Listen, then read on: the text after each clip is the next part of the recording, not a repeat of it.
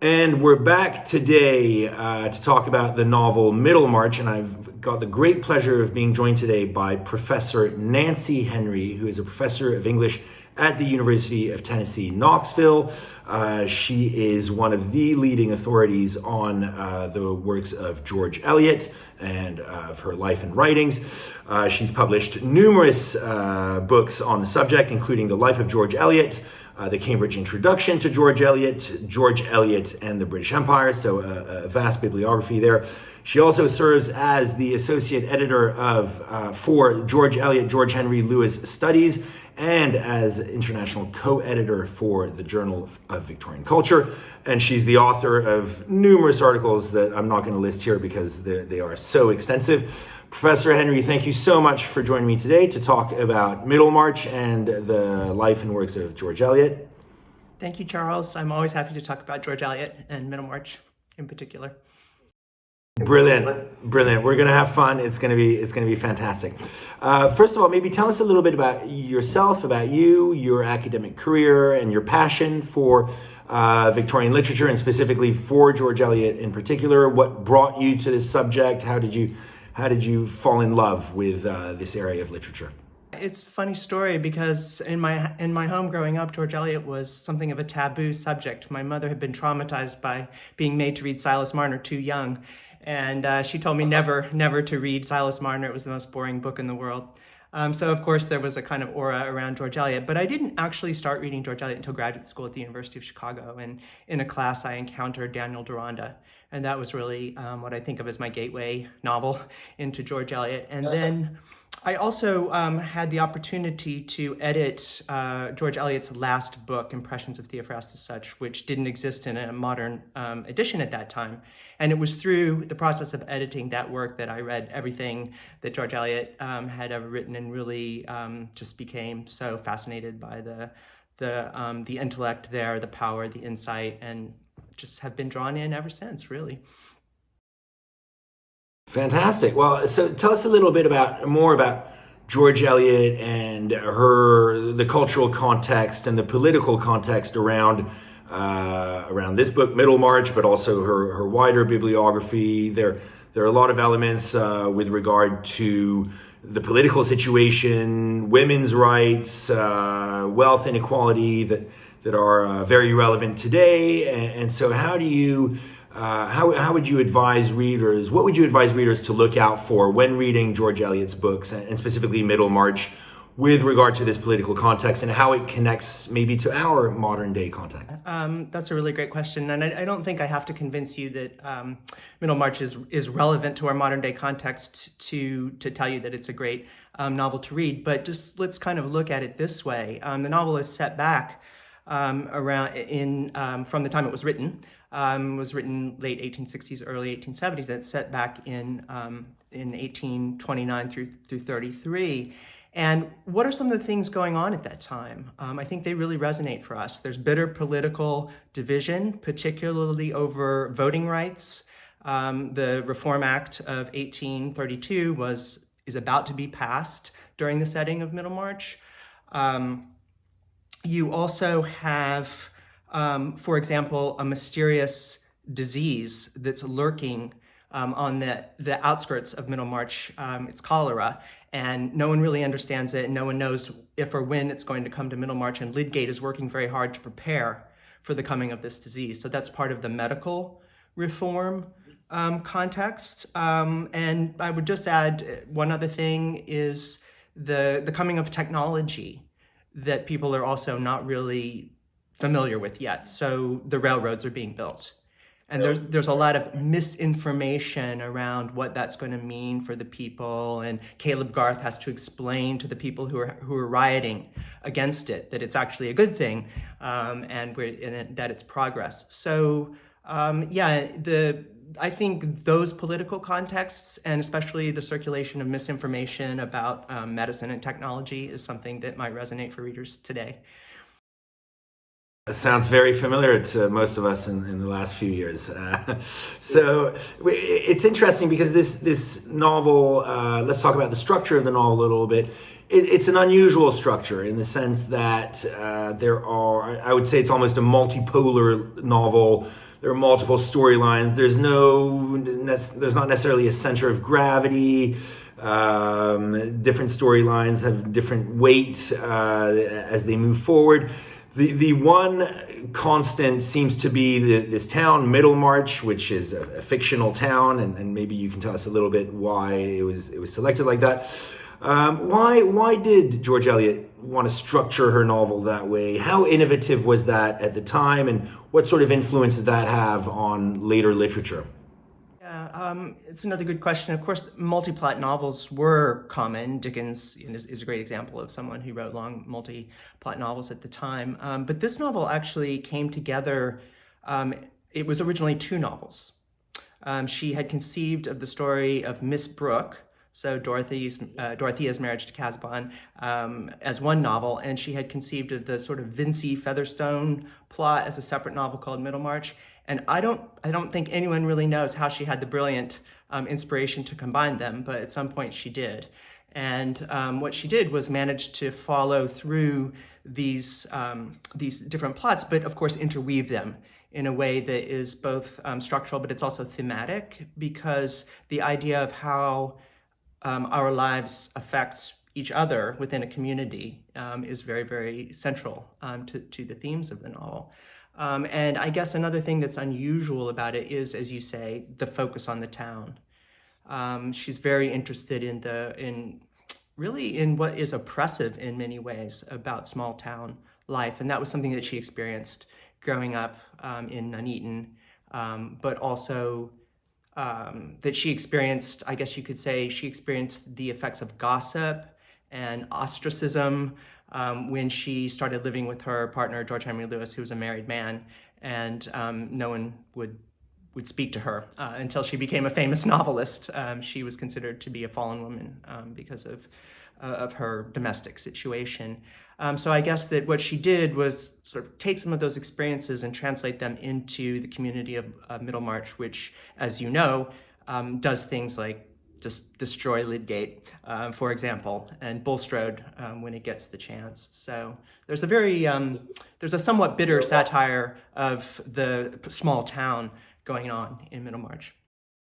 Yeah, there's a lot of social pressure bearing down on a lot of the characters, and it seems none of the characters can move a finger without the rest of the town being fully informed and quite judgy about it. Was that quite a common feature of Victorian England, I suppose? Yes, I think that was her observation of living in a small town. I would just say one other thing about the town, which is a little bit different from the gossip and the kind of backbiting that goes on, the tribalism, and that is that she creates Middlemarch as what she called a medium, almost in a scientific term. So let's say that you take a medium and you drop different characters into it and you see what happens. How do they interact with that environment? And that's what she called her experiments in life. So all of the different characters, if Lydgate hadn't come to Middlemarch, he might have become a famous doctor and gone on to have the career that he thought he might have. But he came to Middlemarch and he married Rosamond and he got devoured by Middlemarch. So each of the individual lives plays out within the context of that environment. I see. That seems like quite a literary innovation in a way, to start with this medium and then let the characters flow. Was George Eliot unique in that, or are there other Victorian authors that you can think of who were writing in similar ways? Yeah, I mean, certainly there are other novelists who were interested in provincial towns and provincial life. So if I think about Anthony Trollope's Barsetshire series or Elizabeth Gaskell's Cranford, but I think that George Eliot really was the first to think of it in these more scientific terms. And that's because she was so very learned and well-read in science. I mean, it was just part of the way that she thought. And she was criticized for some of the scientific language that she introduced into her fiction. But I think now we look back upon it as a great innovation of bringing together two discourses, the literary and the scientific of the time.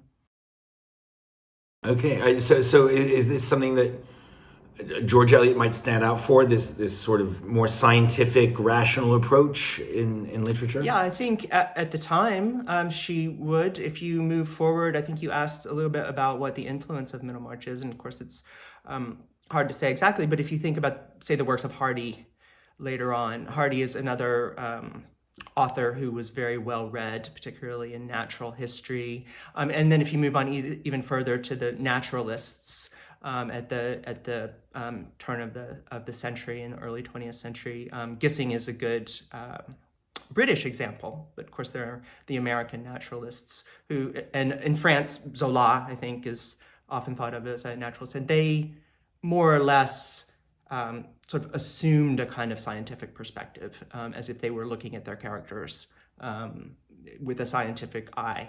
And it's hard to argue for sure, but I do think that George Eliot was kind of foundational in starting that approach. A pioneer in that. Okay.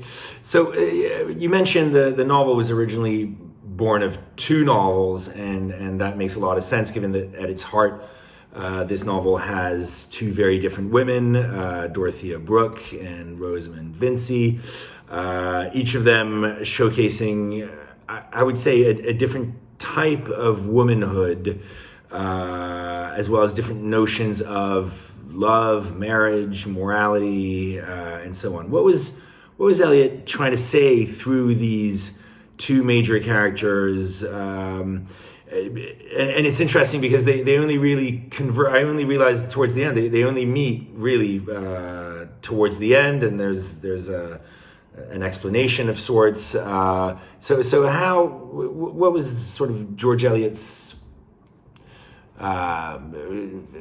intention in writing about these two women?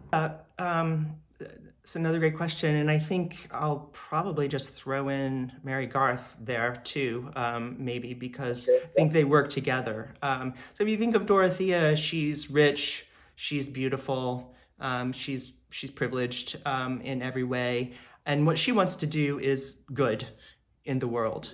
But of course, she's frustrated by that, and the only way that she can figure out to pursue the things that she wants to pursue is by getting married. On the other hand, you have Rosamund, who is kind of nouveau riche, superficial. What she wants is status and more money, and the only way she can think of to do that is to marry. So that's what they have. Seems like marriage is the answer to all these women's problems. Yeah, I mean, that's what they have in common, and I think that's where we can call Middlemarch really a feminist novel, in the sense that she's exposing the fact that these two very different women who, I mean, you know, Rosamund's pretty awful, but she's also like incredibly intelligent and manipulative, and she could have made a great politician, you know, just like Dorothea might have made, I don't know, a great doctor or lawyer or professor or, you know, anything of that sort. So that what they have in common is no outlet for all of that energy that they have, and they are just simply being middle class women on different ends of a middle class spectrum. They all they can do is marry, and that of course ends up being a disaster. Mary Garth, of course, doesn't have any money. She's not attractive. Marriage doesn't really seem something that she's that worried about. So she goes to work. You know, I think of Mary Garth as kind of the essential worker of Middlemarch. She has to go and take care of this mean old man who abuses her, whether she likes it or not. So three very different models of what might be open to a woman. And I'll just add quickly that if you go back to the prelude, I think you'll see some insights about what George Eliot was saying about the 19th century and its options for women. Very, very limited options, as it were. Do you think that this novel helped push changes in the status of women in England or later, that people realize, wait a minute, these very limited options that are essentially restricted to you know, marrying rich men, or you know, would that have impacted the political discourse at the time, do you think? Yeah, I wish I could say that I thought Middlemarch had a kind of political reforming impact, but I'm not sure that I can say it had that.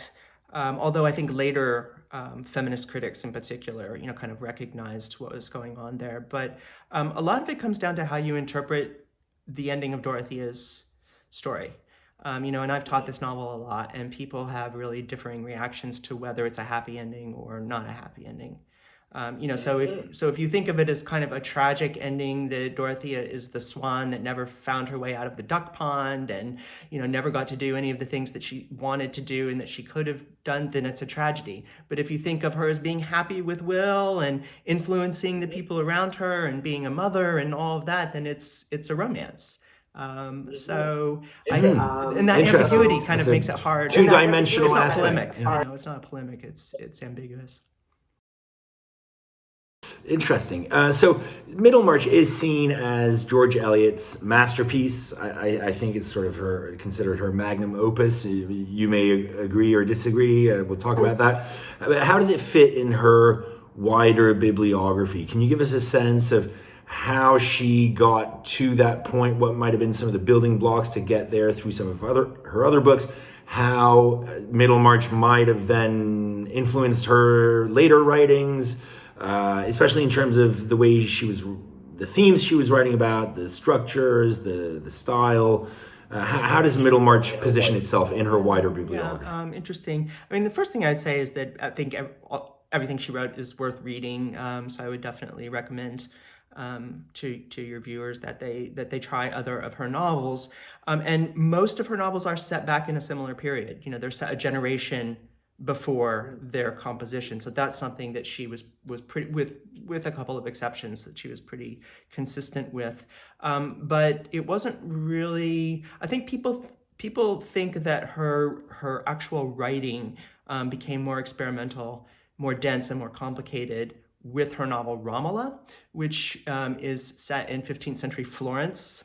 And it's an amazing novel, but it was not popular to the same degree that her English provincial novels were. And after that, I think she almost stopped caring about being popular and began to experiment a little more. And Felix Hull is maybe her first novel that she starts to experiment with multiple plots. And then the next novel is Middlemarch. She also wrote a lot of poetry before she wrote Middlemarch. It's hard for me to say exactly what influence that might have had, except that I think it freed her up a lot from the confines of a particular kind of realism. So yeah, I don't think anybody can really explain why Middlemarch is the masterpiece that it is, but it does seem as if it was a culmination of a lot of previous writing. And just briefly, she only wrote 2 works after that, and the one other novel, which was Daniel Deronda, and that is her most experimental novel. So I think she was, had she lived and had she kept writing, who knows how experimental she might have gotten. Okay. So you mentioned that she was pretty consistent in writing about earlier time periods. So this book was written in the late 1860s, but takes place in the early 1830s. What is the significance of this? Was it because the 1830s was so significant in terms of the political upheaval and so on? Or why did she choose to anchor her novel a few decades earlier? I mean, just to situate contemporary readers, it's as if somebody today were writing a novel set in the early 80s. That's a choice. Why that choice? Is it so powerful in terms of what's happening in society and politics that this is really a place where a novelist needs to anchor her novel? Yeah, I mean, I don't think there's any one answer to that. It's something that critics debate, but one obvious thing to say is that it's just about enough time to have perspective, right? We all know that it's very difficult to interpret the present and to know what's going to be significant and what's not going to be significant. But in Middlemarch in particular, I think the narrator is this amazing, controlling, I almost want to say character, but voice, presence in the novel.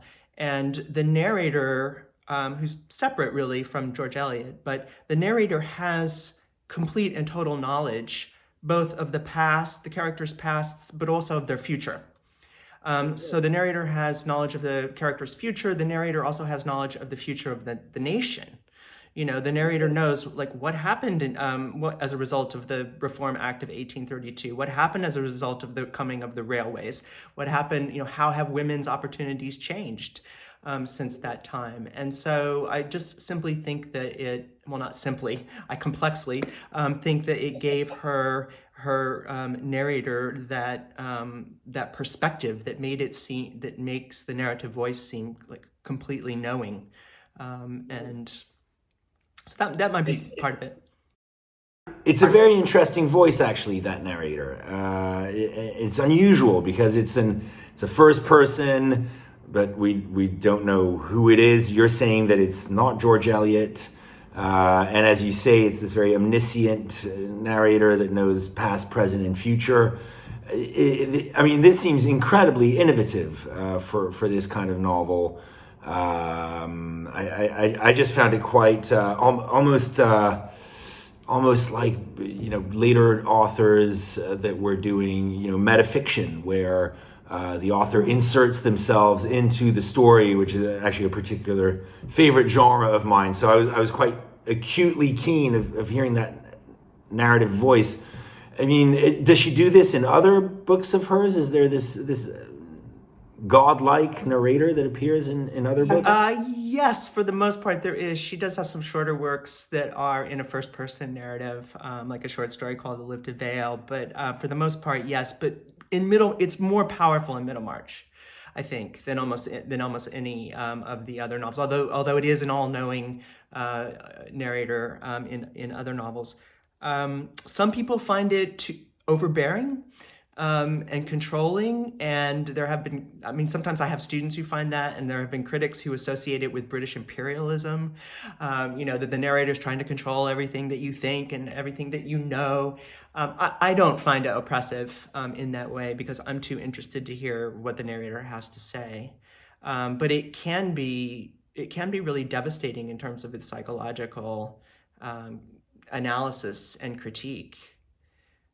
Scary, actually. Sometimes I think, let's save me from having the narrator analyze me. But I guess I just find it. It just blows me away. Some of the insights, both individual psychological insights and also just philosophical insights that the narrator offers. So let's try and. I'm wondering if you can help contemporary readers on a path to Middlemarch, because presumably having them start with Middlemarch to discover George Eliot, maybe that's like throwing somebody in the deep end a little bit. What might you suggest as a more suitable introduction to George Eliot in order to build towards Middlemarch? Is there a novel that you would recommend of hers that you would recommend and say this is really your first stop in George Eliot, and then you can advance to Middlemarch, or maybe you think people should dive right into this novel? Well, I think people can dive right into it. I know you don't want to hear this, but you really need to read it again. It's a novel that repays rereading enormously. But anyway, that's not the question that you asked. People's tastes are so different, but The Mill on the Floss is an extremely moving novel. Particularly, people often consider it to be biographical. It's about the relationship between a brother and a sister, and it's quite moving. Beautiful novel, but it's a bit of a downer. So if that's not what you're looking for, despite my mother, I would suggest Silas Marner, which is short and yet complex, interesting, and I found my students really love it.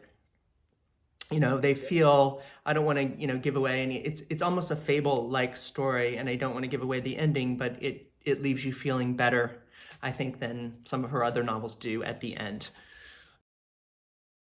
Well, certainly the Mill on the Floss did not leave me feeling better. Yeah. It is a tragic story, but it is a wonderful novel. You're absolutely correct.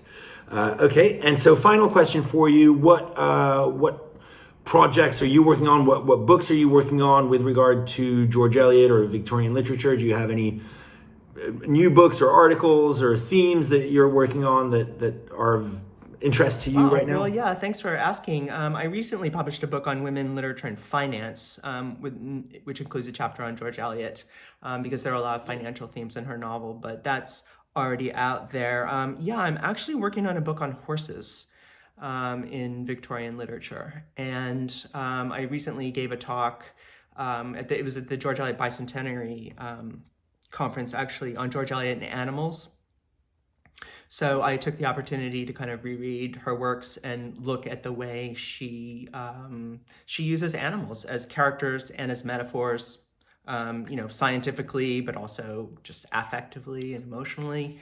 As for the horses, I'm very interested in the way she uses the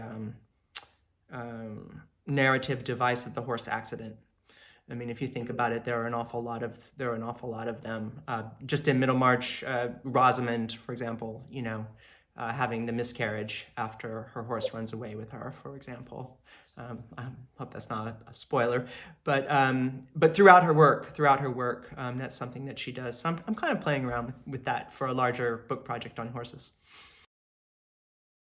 Fantastic. Well, keep us posted on that. And I think that's all we have time for today. But Professor Henry, thank you so much for your time. Really enjoyed speaking with you. And thank you for sharing your great insights into George Eliot and Victorian literature. It was really a pleasure to discuss this with you. Thank you, Charles. I've enjoyed it too. Thank you very much. Thank you very much. Have a great day.